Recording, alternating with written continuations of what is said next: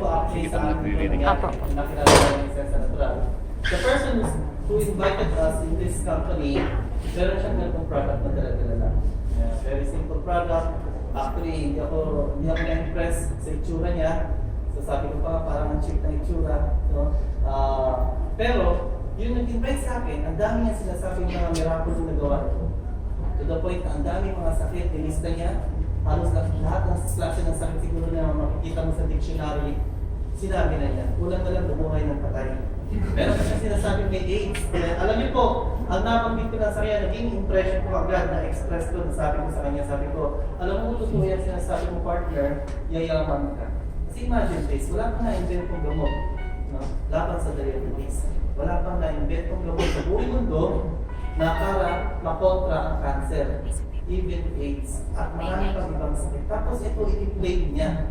Now, kami po na-challenge, kami ng partner ko. And we were thankful kasi ang training namin is entrepreneur. We were trained as an entrepreneur. Hindi kami networker. Now, this company, syempre meron siyang networking side.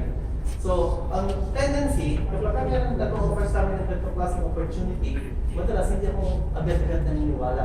Ang sabi ko lagi, I want to see it for myself with my own two eyes. Yun ang palaging challenge. So, dalawang bagay ang ginawa namin. Una, I need to find out gaano man totoo yung percentage ng katotohanan ng pera. That's the first thing I normally do sa papamigal sa klaseng opportunity na malapit sa akin.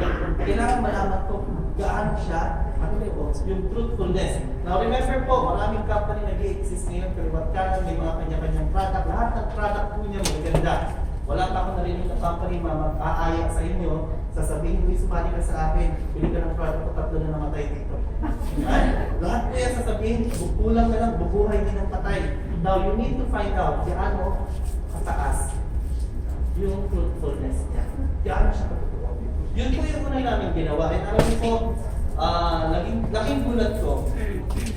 Kasi, sa tulong ng kaibigan namin pastor, na pinakilala niya kami, in-introduce kami sa grupo ng mga tao doon sa kanilang church sa Payacas area, kung saan marami mga mahihirap na kababayan namin doon na may karamdaman.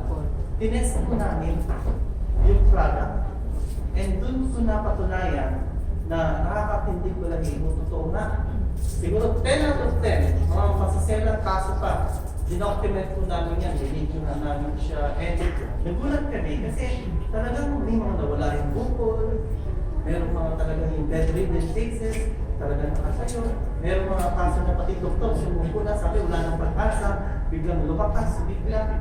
So napakadami po namin mga naging cases again. So sabi ko, this is something that we need to look at. Tingnan natin.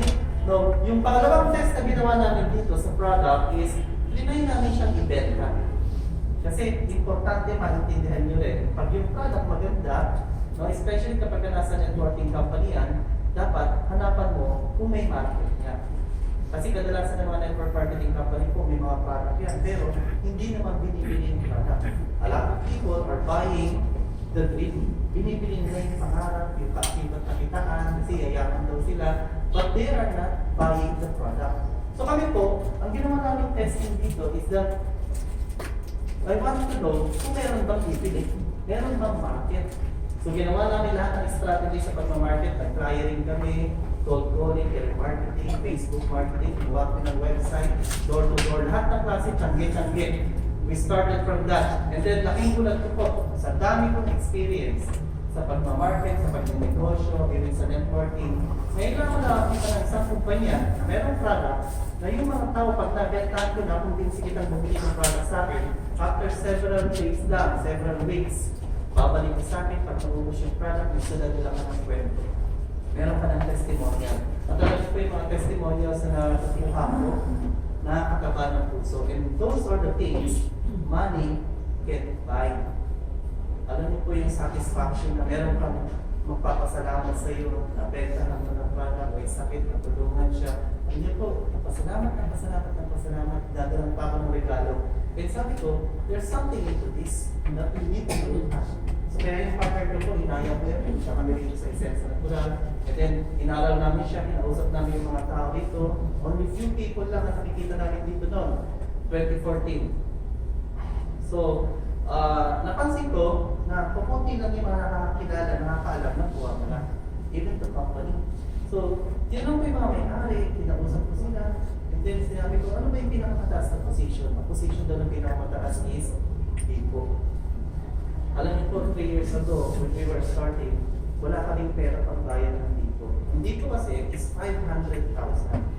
And did you know that aming dating traditional business, ibinenta namin yung, actually, close down namin siya, we sell stocks, and then namunta kami sa iba't ibang tao to come up with a fund para maging depot pa rin ng Makati. 2014 po, sa 10 lang kami yatang depot, 8 lang ang active. And yung ipinag-utang namin po na depot fund, in less than 2 months, bumalik sa amin, in less than 6 months, fully paid kami. And after 1 year, yung Makati dito po ang naging 2015 na lisensa na. So ngayon po, yung 2016 na top din po, downline po po yun. So nakakatuwa po kasi dito 360 degrees na nabago sa buhay namin. Now, we're doing this kasi pinapakilala namin, kami po, nasa harapan ninyo, para ipakita sa inyo kung ano yung nakita ko. Kung ano yung nakita namin, baka sakalit makita nyo rin po. And the same thing din nangyari sa mga na-build yung organization po dito. 2014 po, hindi naman hindi po. Ngayon, we are almost 200 people sa ESESA. More than 50% of that nasa ilalim ng organization. Kasi nakita ko yung potential. Nagkaroon ako ng vision. Sabi ko, this company is very humble. At hindi siya katulad ng pag-networking na nakita ko na papagdahan ng opisina, papagdahan ng mga sports car, ng mga dealers nila, palakihan ng cheque. Dito hindi po. Very humble mong beginnings nila. Pero naglaro sa isip ko, darating ang time, 3 years, 5 years from now, sabi ko, nung nagsisimula ako dito sa ESESA, this company is going to be big. It's a sleeping giant, and yung product nila, sisita. And ngayon po, nangyayari na. We are already going global. So marami po, even foreigners, pinapatronize na yung product na ito. Now, dito po, huwag kayo mag-aalala. Ang negosyo natin na ito sa isang sector po, hindi unahan. Hindi po siya pagalingan. In fact, kahit hindi ka magaling magsalita dito, basta gawin mo lang ang negosyo ng tama, pwede mo pang malagpasan ng mga kinikita ng mga tao na una pa dito sa company na ito. So, ang ipapakita po namin dito sa presentation, sa ESESA business presentation natin, una-una, sino yung company? Sino yung mga may-ari, paano sila nagsimula, ano yung mga products, the benefits of the products, and bakit mo siya kailangan gawin? Bakit mo siya kailangan tapilikin? Bakit natin silang kailangan tulungan? At ang pinaka-mahalaga rito, meron itong marketing side at the end. And I want you to internalize yung importance ng marketing side. Kasi dito po ang itinuturo natin, yung pala expenses pwede maging income. Paano gagawin yung gastusin, a portion na ginagastos mo buwan-buwan sa mga basic needs mo, magiging puhunan mo sa negosyo in the next 6 months, 1 year, or 2 years. Na probably, pwede mong ma-experience yung income na na-experience ng mga top earners ng ESESA. So, handa na po ba kayo makinig ng presentation natin? Yes. Isimula ko na. Now, ito po yung ating company. Ang pangalan ko, ESESA Natural. Now, alam niyo po ba ESESA Natural? They started way back in 2010. Now, 2010 po sila nagsimula. And a lot of people, hindi nila alam kung sino yung company na ito. Pero, if you look closer, yung ESESA Natural po, isang advocacy company. In fact, itinatag po siya ng mga may-ari, not for profit. Ang ESESA Natural po, ang mga may-ari po siya ng mga chemists, Filipino scientists, mga kilalang chemists, product formulator. Pamilya po sila ng chemists mula sa ama, sa ina, at saka sa anak. So lahat po sila mga chemists. Now, yung expertise ng mga mag-anak nito, inilagay nila dito. Nire-represent ng company ng ESESA Natural. That's why yung company niya, ang pangalan, ESESA Natural or ESESA Naturale. Kasi it represents their expertise. Ang expertise nila, ang passion nila is to extract natural essences coming from plants. Ito po yung natural na katas. Galing sa halaman, ito yung pinakakaluluan ng halaman. So basically, ang ginagamit ng mga chemists natin, ng mga may-ari, sa pagmamanufacture ng kanilang products sa Sensa Natural are chemicals coming from plants. Plant-based siya. That is why we are called organic, non-toxic, all-natural.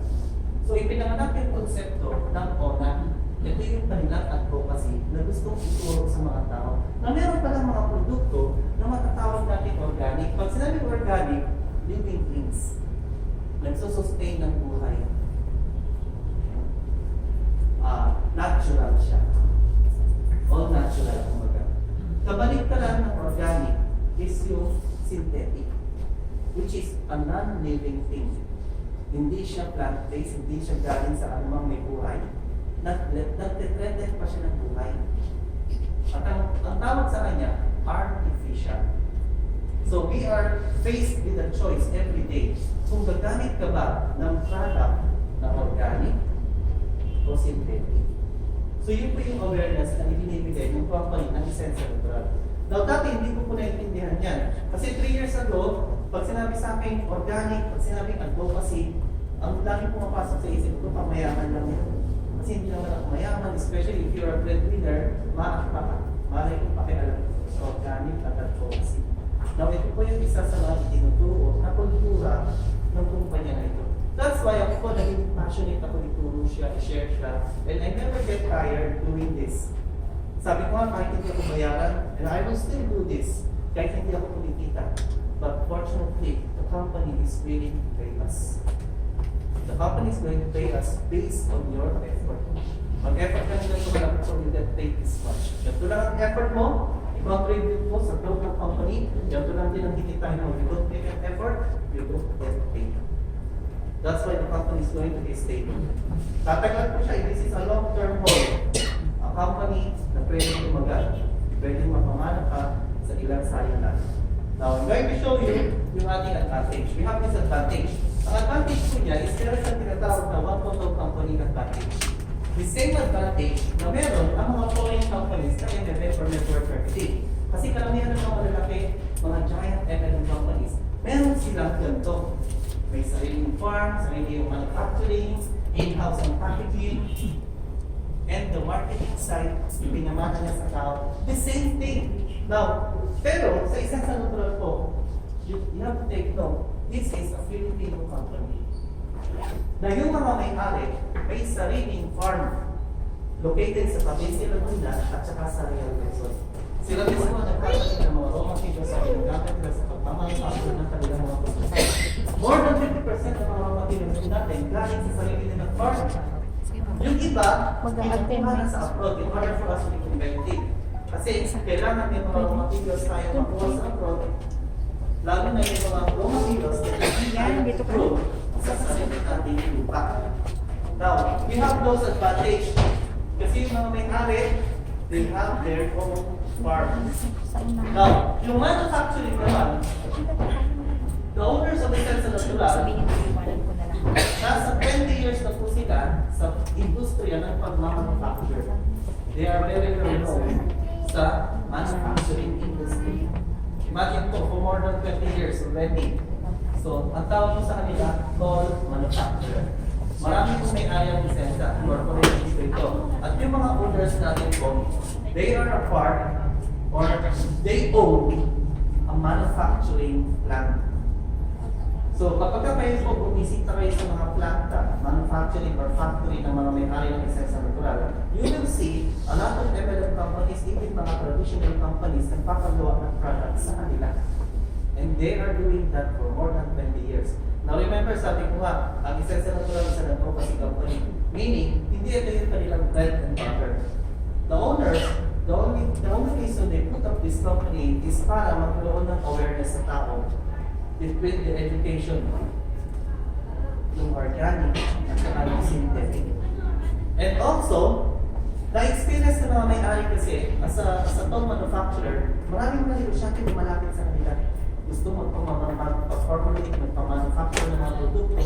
At ang nangyayari, ang gusto mga ingredients, syempre, since it's for profit, ang ginagamit ng mga ingredients, yung mga chemicals na nakakatakot. Yung mga chemicals na meron side effect or contraindication. Or worse, yung mga chemicals na may danger of overdosage. Toxic na siya.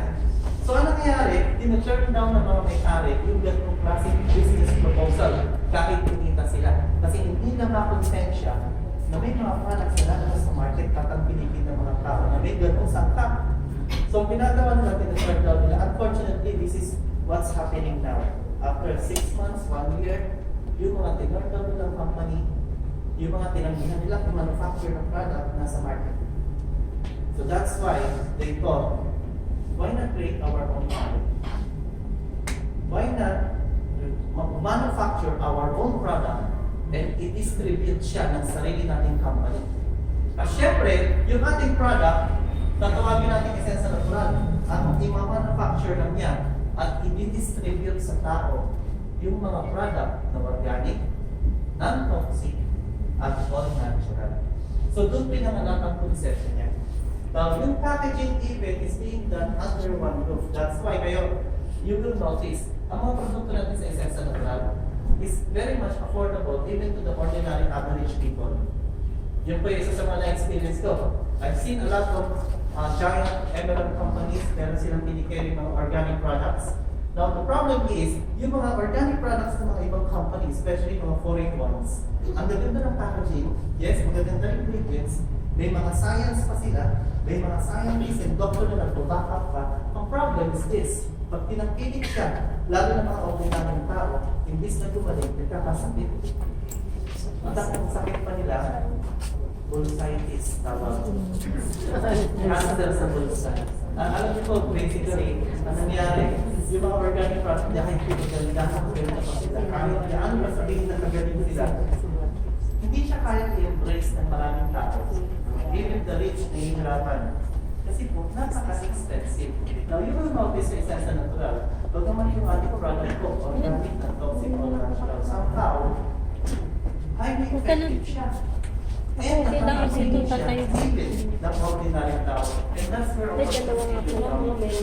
kasi imagine po, yung isang product na napaka-effective, pag nasa tinatanggilit, kailangan nakasulit yung buyo. Kasi dyan papasok ang mga product. Marami ayaman po sa mga kanaisintihan yan. And the last thing, na ginawa ng mga may-ari ng Essensa Natural, instead na ipag-distribute nila sa mga middlemen, yung traditional na medium or yung mga traditional na channels ng distribution of products, ang ginawa nila, they chose to be partners with the people. Kasi pwede nila ipag-distribute yung product nila sa mga grocery, supermarket, mga middlemen, mga distributors, magpa-market na ng iba-ibang sa iba-ibang lugar ng ating Pilipinas. No? But what they did is that they started yung another platform of business na kilala sa tawag na consumerism. Now, we are part ng industriya ang tawag consumerism.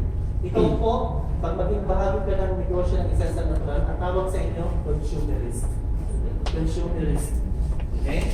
Now, there are two types of business na nag-i-exist sa buong mundo. Number one, meron po tayong pinamulakan ng negosyo, ang tawag po capitalism. Now, you can do a research. Ano ba yung capitalism? Ito yung isang uri ng pagnegosyo na yung taong mamumuhunan, pag yumaman siya, lumaki yung kanyang kumpanya, yung business niya, siya lang ang yayaman. Yung kapitalista. Kung sino yung may pera. Sino nagpapayaman sa kapitalista? The consumers. The people who buys the product. No? Ang relationship niya, nag-stop na the moment you buy the products. Ang masama sa capitalism, madalas may competition. And you need to kill your competition. Lalo na yung mga maliliit.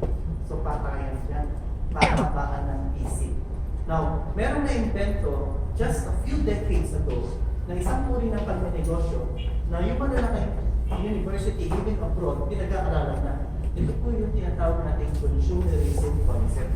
One of the best business platform. Pag sinabing consumerism po, this is the direct opposite of capitalism. Kung saan yung kumpanya makikipag-partner sa tao, sa mga consumers na bumibili ng kanyang product. And the moment yung mga tao, tinangkilik yung product ng company, lumaman ng company, lumaki yung company, kasama sa pagyaman, paglaki yung mga consumers. And that's how you get paid. Based on your effort. Kung ano yung makapag-contribute sa growth ng company, you get paid equally. So dito po, mapasok yung ating marketing. Ang tawag po sa atin dito, consumerist, right? May mas pinagandang termino. Ang pinakamagandang termino ginawa ng mga ano na yun, mga economists, ang tawag na, instead na consumerist, social entrepreneur.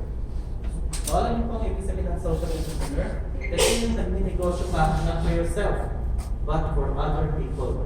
Sa social enterprise, yung tinatawag natin social entrepreneurship, the only way you can become successful in this field, kailangan meron ka mga matulungang tao na maging successful. If you want to be rich in this industry, kailangan marami kang mga tao ma-reach out, matulungang yumaman. That's the only way you can become rich. Kailangan meron kang matulungang yumaman din. So it's basically helping a lot of people and you push up ka by the people you help. So instead na naghihilaan pababa, dito po naghihilaan tayo pataas. So that is one of the best business concept na nakita ko.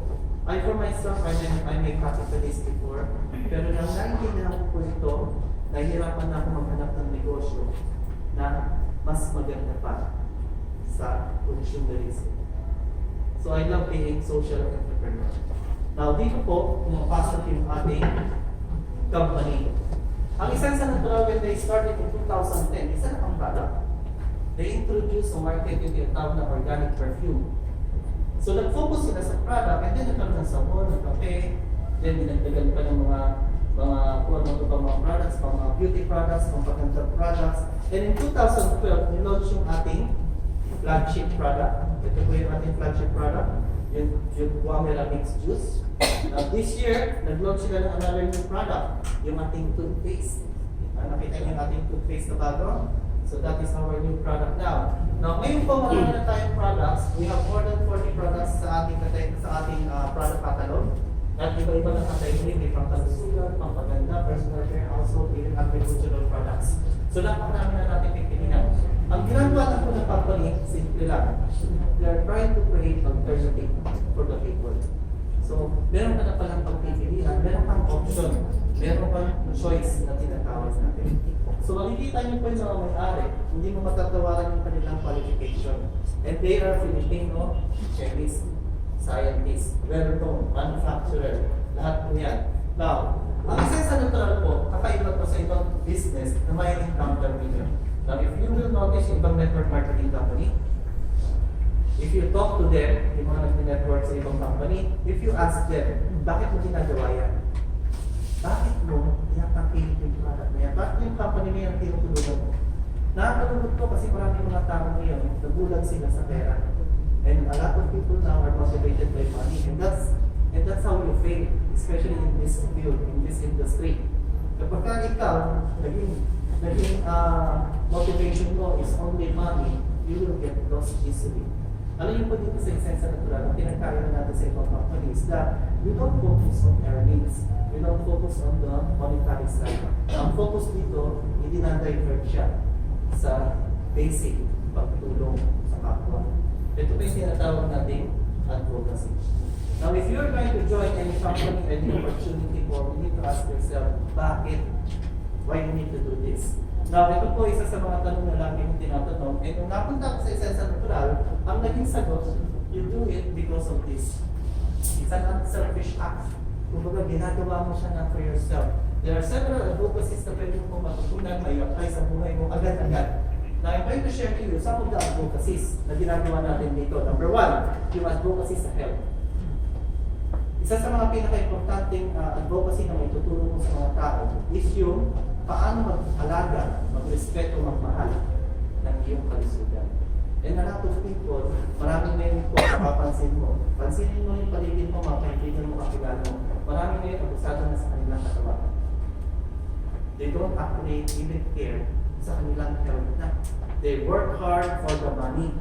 Ano nangyari? Kaka-work hard, magkakasakit, lahat ng money na na-earn nawawala. Alam mo po ba, ang totoong kayamanan is yung iyong kalusugan. Kasi kahit diyan anong maraming pera mo, kahit anong yaman meron ka, the moment ikaw nagkasakit, lahat ko yung mawawala sa iklang mo. It's very important that we remind people na ang iyong katawan is one of the treasures that you have in this planet. Habang nabubuhay ka, dapat inaalagaan siya. And did you know, if you really want to glorify your God, you do that by loving your body, yourself. Kaya nga, isa sa mga teachings ng Diyos is that one of my favorite teachings is to love one another as you love yourself, right? You love your neighbors. You love your enemy. Kaya nga mamaya, pag uwi niyo, sabihin niyo sa kaaway mo, I love you. Thank you and I love you. Now, alam niyo po, ang katawan natin po, this is like the temple of God. It's actually the true temple of God. Ang Diyos hindi nananahan po sa simbahang semento, kung nasa loob ng bawat katawan natin. That's why I'm teaching, love one another. So yung katawan po natin napaka-importante. Ibigay mo sa Kanya kung ano yung nararapat. Now, dito sa Essence Natural po, alam niyo tuwing naliligo ako, it's just one example. Gumagamit ako ng shampoo ng Essence. No? Kumakanta pa ako habang naliligo ako. And alam niyo po, isa sa mga naging motto ko, when I was introduced to this concept, yung tinatawag na advocacy organic, ang sabi ko sa sarili ko, nothing touches my body now except organic.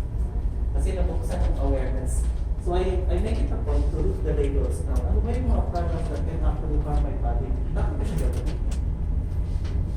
So lahat ng ginagamit ko ngayon ng products, kung hindi man siya sensa, basta naka-organic siya. Yung mga ingredients puro safe.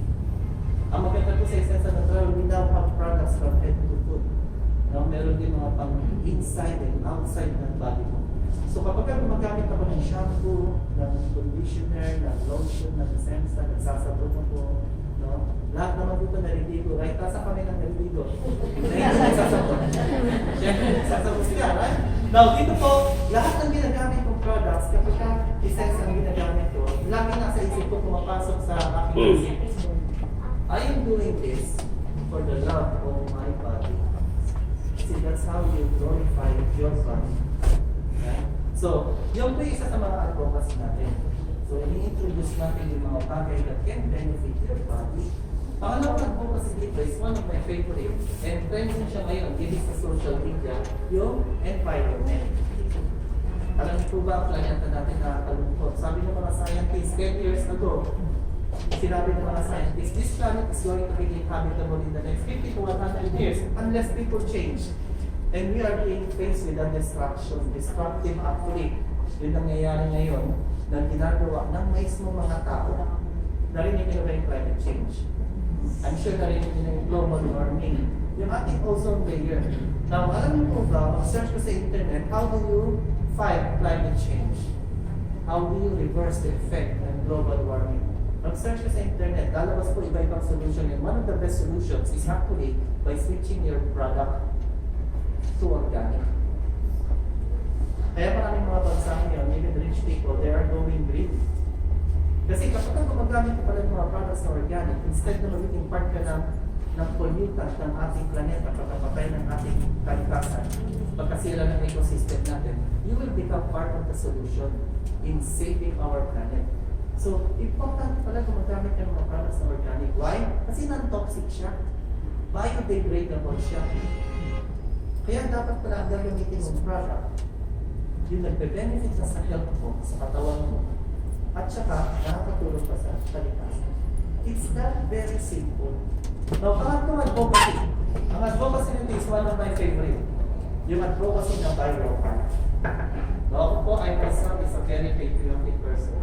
And alam niyo po, kung nag-aaral ako ng college, naranasan ko po maging patriot. No? Kaya ako na-teargas, naranasan ko mapalo ng basuta. Yung nasa college ako, mahilig ako nasa kalsada, nagrarami. Pinaglalaban ko yung mga estudyante nagbabayad ng tuition fee samantalang ako scholar. Hindi man ako nagbabayad ng tuition fee. Pero bakit ako nasa kalsada? Kasi po, ang akala ko, ang pagbabago, makukuha mo sa kalsada. Ngayon na-realize ko nung may edad-edad na, sabi ko, ay hindi ko lang. Ang pagbabago pala magsisimula, alam niyo kung paano? Dito, sa isip, sa sarili mo. And one of the best changes na pagpakita mo sa sarili mo yung pagiging makabayan, alam niyo, simple lang. Nakasulat na sa Constitution ng Pilipinas. 3 bagay daw gagawin ng Pilipino para ipakita pagmamahal sa bansa. Number 1, bumoto ka. Pangalawa, magbayad ng buwis. Pangatlo, ang Pilipino produce yung sarili natin. Nakasulat po yan. Alam niyo po sa gobyerno, kapag ikaw gobyerno ka, nagtatrabaho sa gobyerno, mandato, Lalo na kapag ikaw, empleyado ng gobyerno, dapat inuuna mong ipapaglize local. Now, yan po ang diferensya ng Pilipinas sa ibang bansa. Alam niyo po yung bansa natin kulelat na. Pinag-iwanan tayo ng Singapore, Taiwan, Korea, Japan. Lahat po yan naunahan na tayo. Bakit? Kasi wala tayong local industry. Yun ang wala sa atin na meron ang ibang bansa. Lalo na yung mga kapitbahay natin sa Asia. Sa Pilipinas kasi ang mga Pilipino na brainwash na mas pinapatuloy ko pinapatronize mo foreigner yung mga produkto na galing sa ibang bansa. Now, i-challenge mo sarili mo. Pansinin mo po, uwi ka ng bahay, basahin sa etiketa ng ginagamit mong sabon. Nininom mong kape. Basahin mo etiketa ng ginagamit mong shampoo. Mapapansin mo po, ipagtanong mo, sino may-ari ng mga kumpanya mo? Foreigner. So, sino pinapayaman? Sino pinutulungan? So, alam ko ba sa Esensa Natural, magkakaroon ka ng pagkakataon, ipakita yung pagmamahal sa bansa. Kasi ang kumpanya ng Esensa Natural is one of the local industry na nag-exist. So, konti lang sila dito sa bansa mo. Ito po yung mga kumpanya na nagmamanufacture, gumagawa ng product sa sarili mong lupa. Na kapag ka pinangpilit ng mga Pilipino, ito po yung talaga magpapayaman ng bansa. Kaya importante na intindihan natin. By local. Now, kung gumagamit ka ng mga imported products, okay lang po yan. Pero importante sana, meron ka natangkinig na produktong sarili atin, ginawa sa sarili mong bansa. Yan po yung Esensa Natural.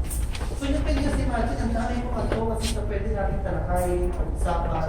And yung advocacy niya, sa simpleng paggawa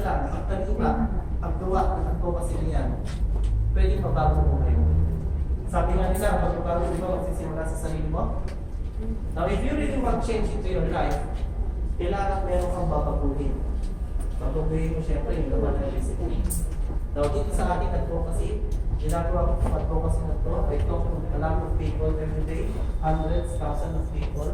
Kinakausap ko, I go around different parts of the Philippines. Pupunta talaga ako. I'm actually knocking sa bawat pintuan ng tahanan ng mga Pilipino. Hindi lang po na nasa Pilipinas, pati nasa abroad. Kinakato po sila, nakikiusap ko, change your plan. Palitan ko po yung plan. Hindi ko naman sinasabing lahat, pero magsimula ka, paunti-unti. Baka yung product na meron po yung Esensa, pwede mong ipalit sa kasalukuyang ginagamit mo. Now, this is the reality. Ito yung katotohanan dyan. Whether you join our business, is advocacy or not, still, gumagamit ka rin ng product na meron po ang Esensa. Ang pinagkaiba lang, ano yung product na ginagamit? Nagbe-benefit ka dyan ang iyong kalusugan? Nakakatulong ba yan? O hindi ba yan nakaka-contribute ng pollution sa ating kalikasan? Sinong pinapayaman mo dyan? Kapwa mo Pilipino o mga dayuhan? At ang pinakamalupit dyan, baka gumagastos ka na. Parang ito dito sa Esensa Natural, pag tinulungan nyo kami, magpalit ka lang ng brand, some of the brands na meron po ang Esensa,